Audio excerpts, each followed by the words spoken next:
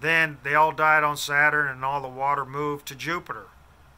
And Jupiter formed an atmosphere, and everything started. And since the water there, seeds and fish in the water would grow from that.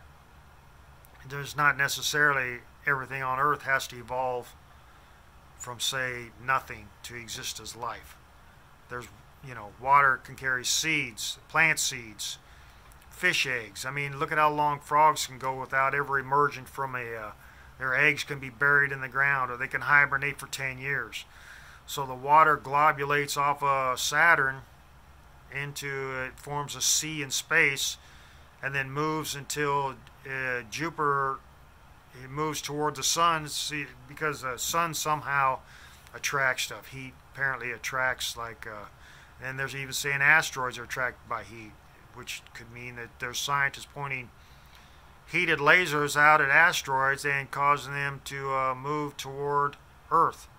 They're targeting them with lasers, and that enough laser heat causing that asteroid to pick up. If the laser beam here on Earth is a millimeter wide, and out in space it expands to whatever size, and enough heat that it's out there that it would attract to our place. Anyway, targeting system out there. There's a lot of reasons that stuff could be happening, but anyway, so even though you think something's going to happen the way you planned it, your thought of planning and how you think it's going to happen could have been pre-planned for you to think that way, and you're basically a red herring for an overall plan that bypasses you and uses you as a dump ground for whatever reason that you're using. Like a lot of these CEOs being, ousted out of jobs and thrown in jail and this, that, and the other, and they thought, well, we're going to get by because we're quick, or we can pay, or we outthink, or we're smarter. Like, you just got to be careful in living your life, because the thought you have that you claim as your own may not be your own, and you may be safe now, but it might wake up tomorrow and put you in a dilemma, which you don't even know you're in a dilemma, because you live the life you're living now thinking your thought is your own, which anybody could say the same. But just saying, the way you think it's going to go is not necessarily, even with all the planning you try to put into it, your planning may not materialize until other people are born that can better absorb your plans. You may not be able to hold on to your plans. People are born for that, like that.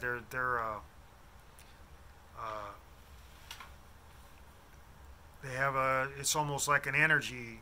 Your form is an energy that absorbs a certain way. That's why certain people are good. Say a guy doing tricks on a motorcycle. He's better at doing those tricks than, say, another guy. Another guy might have rode for 30, 40 years. Well, I can't do those tricks, or I don't want to do that, or I've tried those tricks. And another guy, this guy that's been doing it 30, 40 years has been thinking, well, or somebody else, or he's around people that have thought, well, I do trick riding and this, that, and the other, and they never do it. And even though they try it, and they think, well, I should have done this, I should have done that. And all that thought goes to somebody who can absorb that better into their physical properties, or bones and structure and all that. We're basically an energy absorption, and your brain is like an antenna that picks up a certain frequency. Maybe not everybody's, not everybody's at the same frequency. And the frequency a person is born at, or an embryo forms around or forms with, under a certain millihertz or whatever, and then they grow up and they are able to absorb energy, say, to be a gymnast, a great gymnast, to be a great swimmer, to be a great thinker, a great person in mathematics, a great person in speaking, a great person in this, and the other people are jealous. They're like, wow, I'm not this, I'd like to be this, and you know, our parents have them. They say, we're not good at this. We'd like it. And we're going to raise our kid to try to be like that. But they're not actually, that kid is not going to form into that energy pattern that that parent wants him to be. That kid might be born for something else, which the parent will never try to look for, because that parent is like, I want my kid to be a great politician or a great mathematician. And they might, you know, if certain parents, they might have enough knowledge to push them to kids down the road, but they won't. They might be good. There might be some that are not as good, and that, you know, a difference in parenting.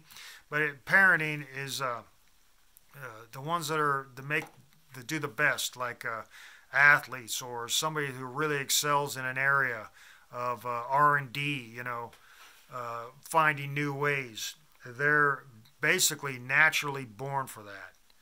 Or and a lot of people that go to college think, well, we're smart and we can just, you know, they don't really think they could steal ideas, but there's so much thought over time, so many generations, and your kids. You ever notice how people don't look like their own parents? I mean, there are some very, very few where a mother and father have kids that look just like them. I mean, you will not see that very often. They might, oh, it has your eyebrow or nose or twitch. But it's usually the only thing you pass down is the bad traits. And the good traits are what they pick up. And a lot of parents, you know, people breed because the human race doesn't know what they're doing breeding. They just get together, have sex, and they think, you know, there's the doctors, psychiatrists, and all these people, they're not far enough advanced to even talk about life, being that they're eating meat and they know nothing about life. All they know is death, and that's why there's so much war and so much murder and so much thievery and so much crime and everything going wrong, because people think, well, we're just like animals, and animals just breed, and they're, you know, and they think, well, no, science says, well, no, animals breed for the biggest and the best. Humans don't breed like that. There's very few. I mean, there's some people that breed, oh, this, that, and the other, and it's now they're crossbreeding. They think, well, if we breed, that'll make us best.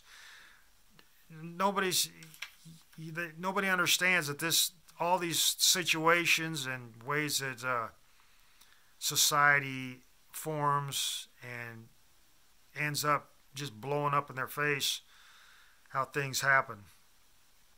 It's and I don't think anybody's going to change anytime soon. It's like I don't see anybody even stopping and saying, oh, whoa, you know what? All society is basically messed up and doing everything wrong. Are we going to slow down? And they're even following freaking their religions. They're like, whoa, we got to stop and, you know, stop and think about what we're doing. All they do is plan. And, you know, like I said, where planning goes doesn't end up in your hands. It might end up in a child's hands 20, 40, 300 years from now. Somebody says, well, we want flying saucers. They wanted flying saucers back, what, the 1800s? They wanted to go to Mars or the moon back in, what was it? Edgar Allan Poe wrote a story about flying to the moon or Mars on a balloon. That was the 1800s. You know, they've been thinking about that for, not saying that they didn't know that there was life on, that we had not begun life on other planets, because, not saying this solar system is even the beginning of life, because anyway. I think 53 minutes and 40 some seconds is enough for this video. I don't need, whether you listen to it or not, sorry it's so long.